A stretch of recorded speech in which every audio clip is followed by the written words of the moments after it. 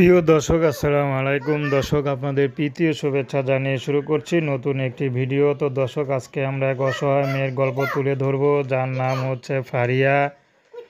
ফারিয়ার বাবা মা কেউ নেই, তার এক ভাই এক বোন আছে। ফারিয়া নিজে সেলাই মেশিনের কাজ করে সংসারটা চালায়।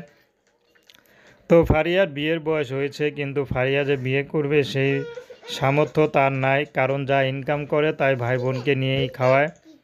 তো তার মা ছিল, মা এখন নাই। তো তিনি থাকে তার খালার কাছে। তো ফারিয়া যে এখন বিয়ে শাদী করবে সে ব্যবস্থা কে করে দিবে, তার তো তেমন কোনো গার্ডিয়ানও নাই। তো ফারিয়া এখন তার বান্ধবীর কথায় এখন ইউটিউবে এসেছেন, কারণ তার বান্ধবী নাকি ইউটিউবে ভিডিও করে বিয়ে হয়েছেন, এখন খুব সুখেই আছে। তো সেটা দেখে তারও একটু লোভ জাগলো যে আমিও যাই ইউটিউবে, যদি কেউ তাকে পছন্দ করে বিয়ে করে তাহলে জীবনটা হয়তো এর থেকে একটু সুখী হবে।